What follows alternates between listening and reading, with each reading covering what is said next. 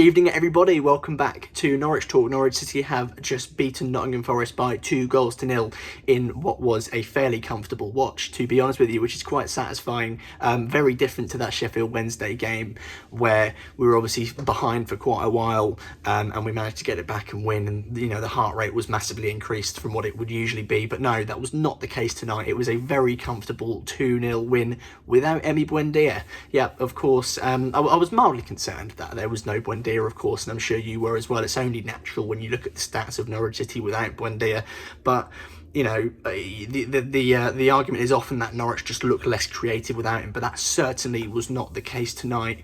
Thankfully, from goals from Teemu Pukki and Kieran Dowell. Of course, Kieran Dowell, we spoke about him after the Sheffield Wednesday game, didn't we, in terms of there were flashes of brilliance from him, and tonight we saw that on a more consistent 90-minute based period, which is really promising for him. And I was sort of talking to my dad about the fact that he's still quite young, isn't he, Kieran Dowell? I think he's 23 or 24, so he's still got plenty of time to develop. Now, I'm not going to sit here and try and tell you he's the long-term solution to sort of Norwich City's potential problems without Buendia. That's not the topic really up for discussion in today's video, but he was really good tonight, and I'm sure he'll be absolutely delighted. He's had sort of, now I don't really know what word to use here. I was thinking about this before the video, but he's had sort of an unfortunate career at Norwich so far in terms of injuries, which I know has sort of plagued him throughout his general playing career. But for him tonight, that'll be a really sort of sweet performance and victory. And again, the goal was absolutely fantastic, wasn't it? But yeah, just to look at that lineup, I know we've gone sort of quite far away from the usual format of these videos, but no Buendia. I was a little bit worried. I'm not going to say I was massively worried, but I was, because again, you look at the stats without Buendia, Norwich City aren't great in terms of winning games and scoring goals without him. But as I said, that really wasn't the case tonight. Congratulations to Emi Buendia, of course, because he's had another child. Giovanni Buendia already sounds like a good winger, doesn't he? But yeah, I was mildly concerned, and mainly I think I was a little bit more than I would have been, say, if it wasn't Forest, because you look at Nottingham Forest and they're obviously a Chris Hughton team, and naturally, especially against top of the league Norwich as well, they're going to sit up to defend, aren't they? Sorry, and try and look to hit Norwich on the counter attack. And I think that was the plan tonight. I don't really know what their plan was, to be honest with you. I remember looking at my dad and just shrugging my shoulders when he asked me what Forest's game plan was or what they were trying to do, because I couldn't make out what they were trying to do, because 86 minutes into the game, they're 2-0 down. Norwich have got the ball and they've got players just standing still. And I'm sure for Chris Hughton that'll be really frustrating. Chris Hughton very vocal tonight, and the only times that Forest really looked to move, even off the ball, were the times where he was shouting. So I don't really know what that says about the Nottingham Forest players. I do know it's quite concerning for them. They looked really defeated out there tonight. They had a couple of decent chances. There was that header that should have been scored. There was that Lewis Grabban chance that he should have made way more of. But other than that, they didn't really pose any threat to Norwich. And again, I'm sure they'll be concerned in terms of this idea that Norwich were 2-0 up, and at that point in the game, Forest should be desperately trying to get a goal back, but no, it was really lacklustre from them. But that said, now, I don't know if the guy on the Red Button commentary said it or not, but he spoke a bit about, I think anyway, a bit about sort of Norwich compared to the 18-19 Norwich, in terms of this idea that they look ready to go up. And I'm sure this has sort of been said time and time again in terms of the analysis. You look at after that Sheffield Wednesday game, the pundits were saying it then as well, and you can only say it again now in terms of this idea that Norwich definitely look ready to go back up, because this game, 2 early goals from Norwich, the game would have finished 4-3 in 2018-19, wouldn't it? Whereas now Norwich sort of have that, I don't know, that sort of keep your head up attitude, and defensive solidarity is the phrase I'll go with, to sort of see the game through, and that's a really promising thing. And in terms of, are we more ready to go up now than what we were back then? Yeah, absolutely. And for that reason specifically. And again, I just want to highlight the fact that Norwich City have, now we had this discussion many times, maybe as recently as a few months ago, weeks ago maybe, in terms of this idea of, are Norwich sort of lucky to be top? Are they riding their luck? At the moment, no, not at all. They've really sort of come into their own in terms of creating chances and scoring goals. And I think the key has just been sort of taking that one extra chance.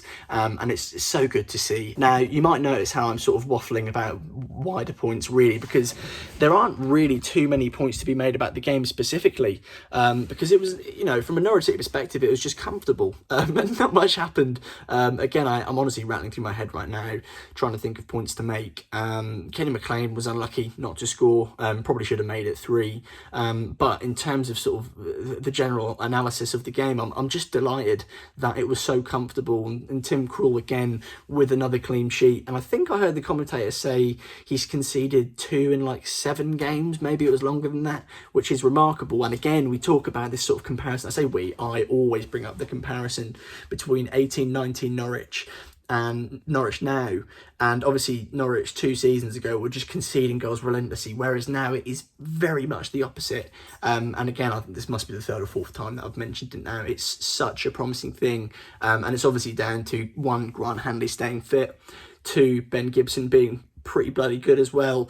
In terms of the defence as well, I do want to mention Giannoulis, and I said this during the game, I think I tweeted it out on the Norwich Talk account. I really love how positive he is on the ball, and the fact that Norwich have had a lot of success in terms of attacking at the moment, and again we are creating more chances, and I think that is not mainly down to the influence of Giannoulis, but I do think it is sort of the two do correlate, between Giannoulis sort of finding his feet and Norwich creating more chances, scoring more goals. Because every time he gets the ball, he very rarely goes backwards. There's maybe 1 or 2 passes back to a Ben Gibson who then brings it forward. But when he's got the ball, he's very willing to take defenders on or attackers on, and he's always wanting to sort of zip the ball forward.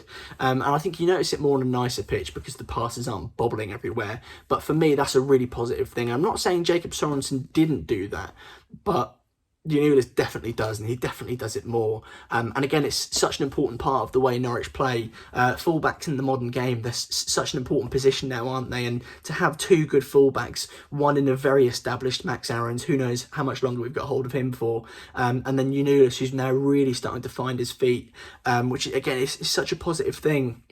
And I really like it, and I can't wait until he's in full flow, to be quite honest with you. But I did just want to mention sort of the influence that Giannoulis has had, and I'm very keen to know your thoughts in the comments down below if you sort of noticed that as well. I didn't really know if that's sort of a thought I've just had, to be honest with you, because I haven't seen too much on Giannoulis in terms of social media. So I'm very keen to know what your thoughts are on him so far as a Norwich City player.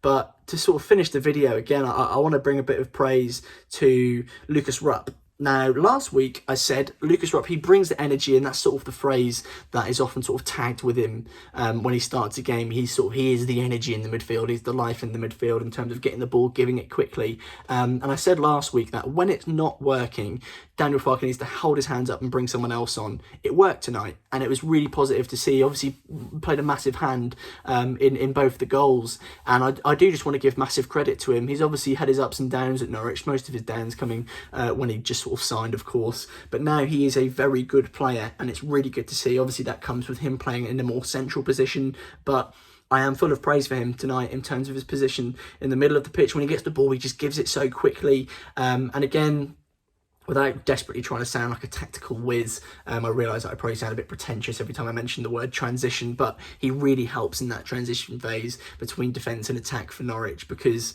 he's just so quick on the ball. He's not exactly the quickest runner at all, is he? But when he gets the ball, he just seems to know where everybody is now, and that comes in time, doesn't it, in terms of this idea of chemistry within football, if that makes sense. I think it makes sense. But yeah, that is probably just about everything else for tonight's video. A massive win for Norwich City, a really comfortable one. I hope you enjoyed your evening watching it. I certainly did, and I know my dad did as well, which is always good.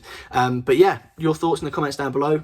Stick them there, why not? I'd be greatly appreciative of that. Also, if you could put a thumbs up on the video, that would also be pretty nice of you too. And if you enjoy these videos, perhaps consider subscribing. If not, fair enough. So until next time, I'll see you again very, very soon.